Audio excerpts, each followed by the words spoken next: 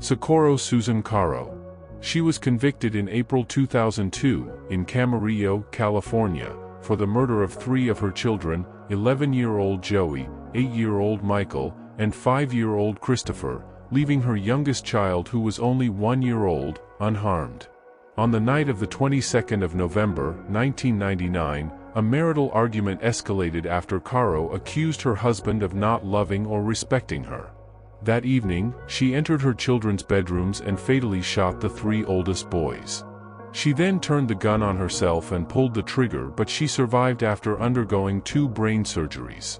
In the immediate aftermath, while recovering in intensive care, she provided statements to investigators, statements that were later scrutinized in legal appeals. The defense presented Caro's history of chronic depression, delusions of inadequacy, alcohol dependence, and reported physical abuse by her husband, but a jury rejected her pleas of insanity and of being framed.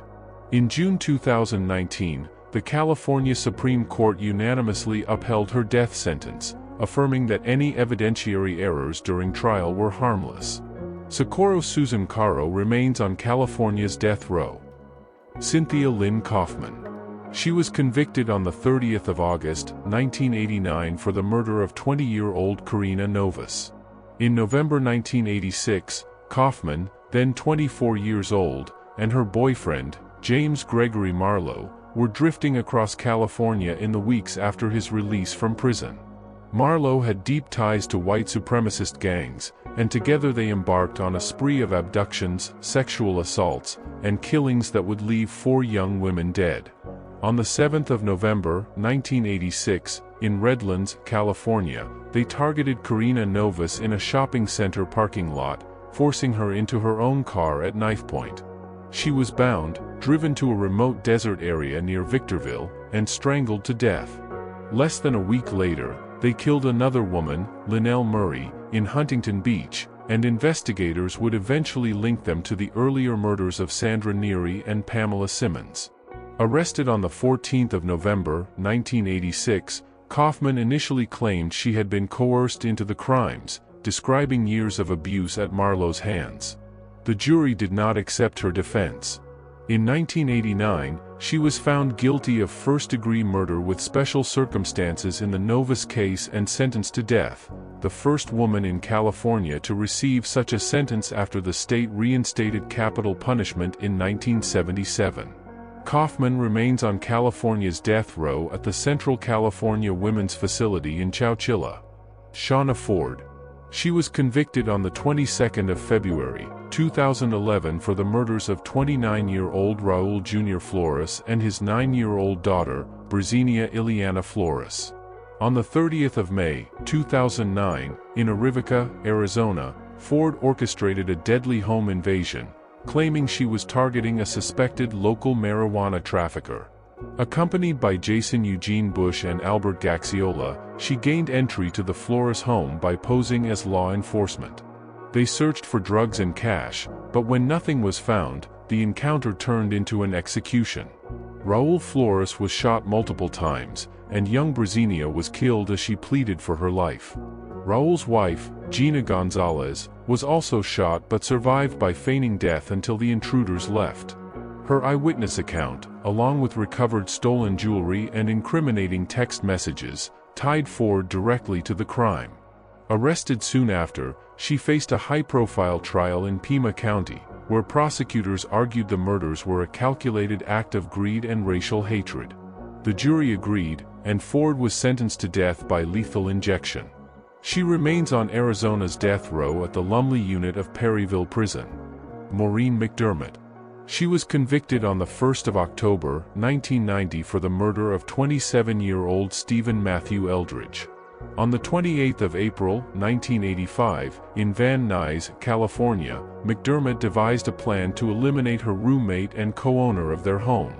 She and Eldridge had both taken out $100,000 life insurance policies on each other just months earlier, and McDermott saw his death as a path to financial gain. She offered a coworker, Jimmy Luna, $50,000 to carry out the killing. Luna, in turn, enlisted brothers Marvin and Dondell Lee to help. That night, Eldridge was ambushed and stabbed 44 times. In an attempt to mislead investigators, his penis was cut off after death to stage the scene as a hate-motivated, homosexual murder. The brutality of the crime and the financial motive quickly drew police suspicion. When the evidence pointed to McDermott as the orchestrator, she was arrested and charged with capital murder. The jury found her guilty, and she was sentenced to death. Maureen McDermott remains on California's death row at the Central California Women's Facility in Chowchilla. Brenda Evers Andrew. She was convicted on the 4th of February, 2004 for the murder of her 39-year-old husband, Robert Andrew. On the evening of the 20th of November, 2001, in Oklahoma City, Brenda, embroiled in an affair with James Pavitt, a former insurance salesman and Sunday school teacher, set in motion a deadly plan to collect more than $800,000 in life insurance proceeds. Months earlier, she had persuaded Robert to reinstate a lapsed life insurance policy, with Pavitt handling the paperwork and Brenda listed as the sole beneficiary. That night, Robert was invited to Brenda's home under the guise of picking up their children for Thanksgiving. The children, however, were nowhere in sight. As Robert stepped into the garage, Brenda and Pavitt calmly waited. He was shot once in the shoulder, then killed instantly by a shotgun blast to the face. Brenda sustained a minor gunshot injury to her arm, deliberately inflicted to make up a false story of a masked intruder. But investigators quickly found holes in their account. Forensic evidence, the revived insurance policy, and testimony from friends and neighbors revealed the plot. Pavitt was tried separately, found guilty, and also sentenced to death. Brenda Andrew remains on Oklahoma's death row at the Mabel Bassett Correctional Center. I make videos breaking down real crime events in the United States every day on this channel. It will help a lot if you show support by subscribing. Thank you as you do so. Next on the list, Valerie D. Martin. Valerie was convicted on the 26th of March, 2010 for the murder of her 61-year-old boyfriend, William Whiteside, on the 28th of March, 2003, in Lancaster. She orchestrated a brutal plot with 3 accomplices, her 16-year-old son, a 14-year-old boy, and ex-convict Christopher Kenny. The plan was to kidnap and kill Whiteside. Armed with a wooden stick and a baseball bat, they ambushed him, delivering between 28 and 29 blows until he collapsed and became unconscious while bleeding. They pushed him into the trunk of his own car and drove to a hidden spot. Right there, they poured gasoline on the vehicle and set it ablaze. Whiteside died trapped inside, the autopsy revealing smoke inhalation as the primary cause of death, followed by extensive burns. Valerie and her co-defendants were quickly arrested, tried, and found guilty of murder with special circumstances. The jury sentenced her to death by lethal injection. Valerie D. Martin remains on California's death row at the Central California Women's Facility in Chowchilla. Carrie Lynn Dalton. She was convicted on the 23rd of May, 1995 for the murder of 23-year-old Irene Melanie May. Prosecutors alleged that on the 26th of June, 1988, in the small community of Live Oak Springs, California, Dalton, believing Melanie had stolen her jewelry, planned a brutal attack with 2 accomplices. According to witness testimony, Melanie was lured to Dalton's trailer, tied to a bed, beaten with a frying pan, stabbed repeatedly with scissors, and injected with battery acid before her body was wrapped in a sleeping bag and disposed of in an undisclosed location. No body was ever recovered, and the case rested entirely on testimony from witnesses who claimed to have been present or heard admissions from the accused. Dalton maintained her innocence, arguing that the state's case was built on unreliable witnesses and without physical evidence. Despite these claims, the jury found her guilty of first-degree murder with special circumstances and sentenced her to death. Carrie Lynn Dalton remains on California's death row at the Central California Women's Facility in Chowchilla, still appealing her conviction. Darlie Lynn Peck Routier. She was convicted on the 1st of February, 1997 for the murder of her 5-year-old son, Damon Routier. On the 6th of June, 1996, in Rowlett, the 26-year-old mother of 3 placed a call to 911, saying somebody came in and stabbed her and the babies. When officers arrived, they were met with a gruesome scene. Damon and his 6-year-old brother Devon, lay bleeding on the living room floor, each having suffered multiple stab wounds from a kitchen knife. Darlie herself had a deep cut across her neck, several slashes on her arms, and was soaked in blood. She claimed an intruder had broken into the home, attacked her and the boys, and escaped into the night. Upstairs, her husband, Darren Routier, had been asleep with their 7-month-old son and was unharmed. At first, her account drew sympathy, but the investigation quickly shifted. Detectives found no sign of forced entry, and a bloody sock discovered 85 yards from the home appeared staged. ER physicians described her wounds as superficial and possibly self-inflicted. The most damaging blow to her defense came from footage shown in court of Darlie laughing and spraying silly string at a birthday memorial for Devon, just 8 days after the killings, prosecutors arguing it reflected a lack of grief. Despite no confession, no eyewitnesses, and no clear motive, the jury convicted her of capital murder. She was sentenced to death by lethal injection. Darlie Lynn Routier remains on Texas death row at the Mountain View Unit in Gatesville. Wendy Elizabeth Andriano. She was convicted on the 22nd of December, 2004 for the murder of her 33-year-old husband, Joseph Joe Andriano on the 8th of October, 2000, in the Ahwatukee neighborhood of Phoenix, Arizona. Wendy launched a brutal attack inside the couple's apartment, beating Joe over the head 23 times with a bar stool and stabbing him in the neck. An autopsy revealed not only the severity of his skull fractures but also traces of sodium azide in his system, indicating that he had been poisoned before the fatal beating. About an hour prior to the killing, Wendy called 911, telling paramedics her terminally ill husband was near death. When help arrived, she turned them away, claiming Joe had a do not resuscitate order and wanted to die at home. 1 hour later, she phoned again, this time admitting she had stabbed and beaten him, framing it as an act of self-defense. She alleged years of physical and psychological abuse, but prosecutors countered that Joe, weakened from chemotherapy and the effects of the poison, was incapable of defending himself. The jury sided with the state, and Wendy was sentenced to death by lethal injection. She is on Arizona's death row at the Lumley unit of the Arizona State Prison Complex in Perryville. Donna Marie Roberts. She was convicted in June 2003 for the murder of her ex-husband, 57-year-old Robert Fingerhut on the 11th of December, 2001, in Howland Township, Ohio. Fingerhut had just returned from his job managing a Greyhound bus station when he was ambushed inside his home and shot 3 times, twice in the head and once in the chest. Investigators quickly learned that Roberts, who still lived with Fingerhut despite their divorce, had left the door unlocked that night. At the same time, she was secretly involved with Nathaniel Jackson, a convicted felon she had met while he was serving time in a Florida prison. While Jackson was incarcerated, Roberts sent him dozens of letters, some sexual, others openly discussing life insurance and finances. Their texts included plans to get him out of their way. After Jackson's release, Roberts funded his movements and helped him settle in Ohio. On the night of the killing, phone and surveillance records placed Jackson near the scene.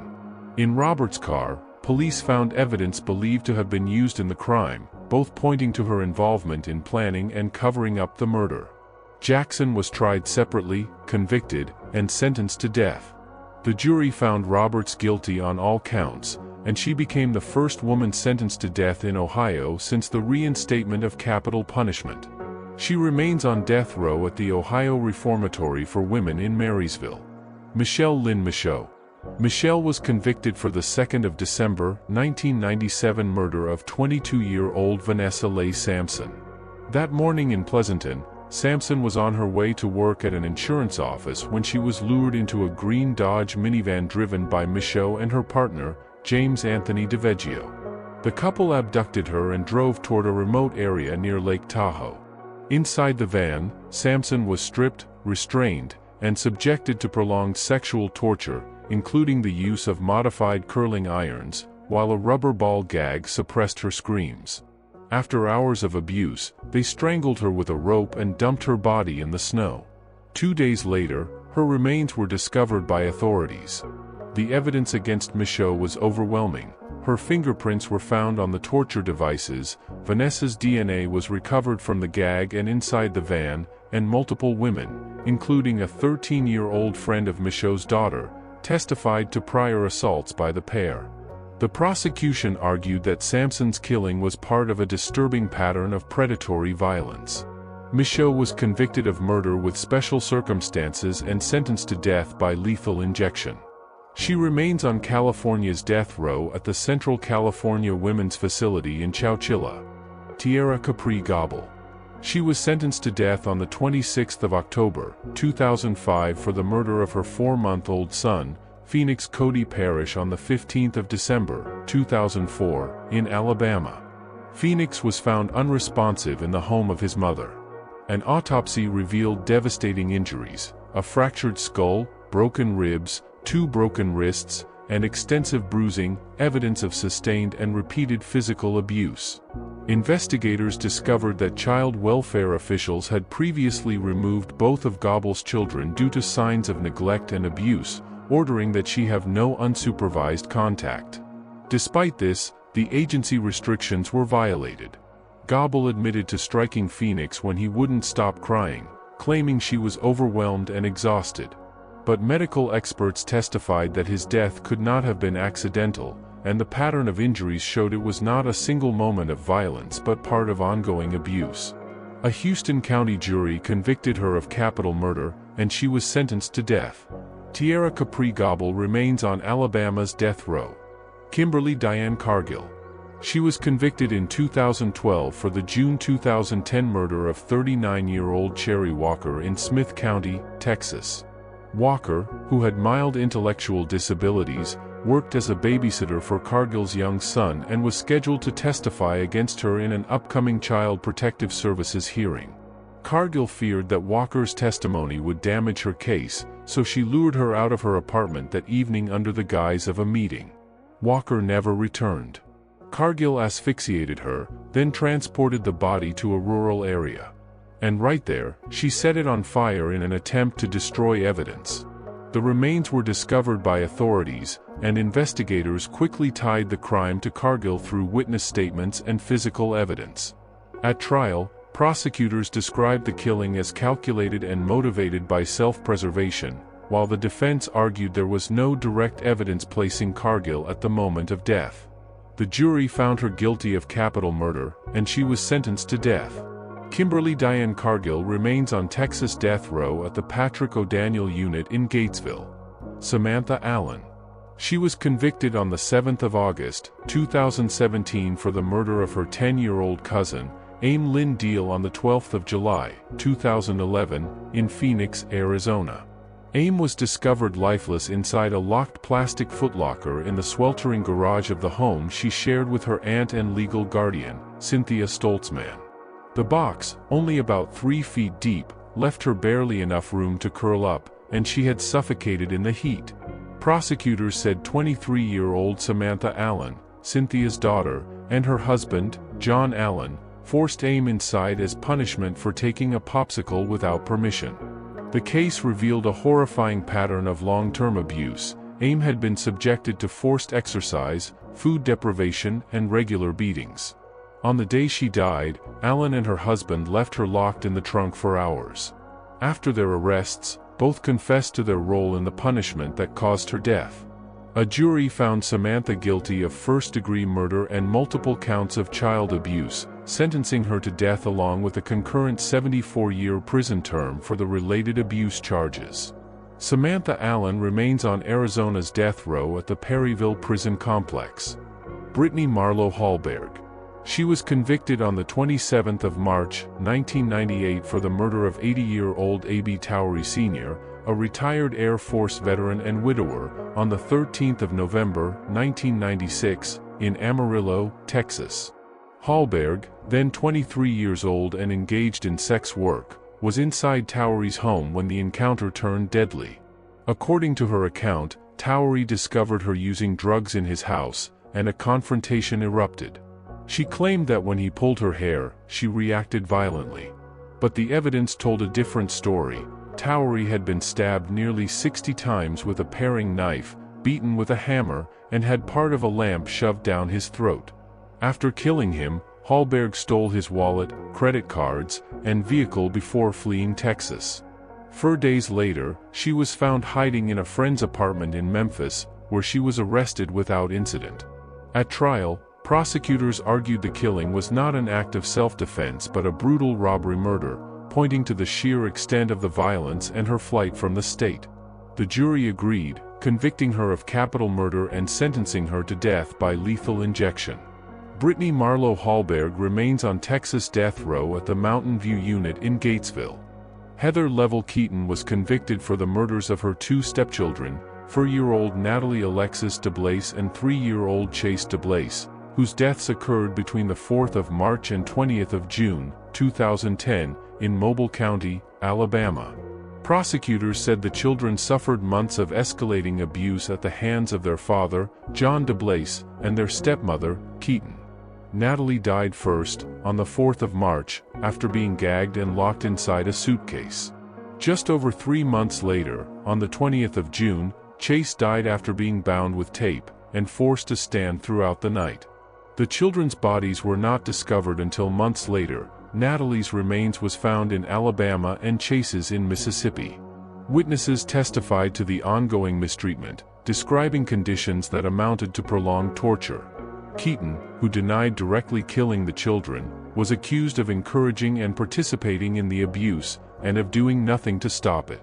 Both she and John DeBlaise were arrested, tried separately, and sentenced to death for the murders. Heather Level Keaton remains on Alabama's death row at the Julia Tutwiler Prison for Women in Wetumpka. Lisa Leanne Graham. She was convicted for the July 2007 murder of her 21-year-old daughter, Stephanie Shea Graham, in Russell County, Alabama. Stephanie's body was found on a remote dirt road outside Phoenix City, shot twice in the head and 4 times in the chest before being run over by the vehicle used in the killing. A passerby spotted her body and called authorities, setting off an investigation that would uncover a haunting plot. Police determined the gunman was Kenneth Walton, a family acquaintance and former employee of the Graham's construction company. Evidence presented at trial showed that Lisa Graham had hired Walton to kill her daughter, supplying him with a gun and instructions. Her motive came from financial and legal concerns. Stephanie had been arrested in connection with a drive-by shooting, and her parents had posted a $100,000 bond to secure her release. Lisa feared her daughter would abscond again, leaving her to shoulder the financial loss and public scandal. Phone records and witness testimony placed Lisa and Walton together shortly before the murder. A Russell County jury found her guilty of capital murder, and she was sentenced to death. Lisa Leanne Graham remains on Alabama's death row at the Julia Tutwiler Prison for Women in Wetumpka. I hope you found this video interesting and informational. If you want to see more real crime breakdown, do well to subscribe to this channel. Like this video, and click the bell icon to get notified when the next case is out tomorrow.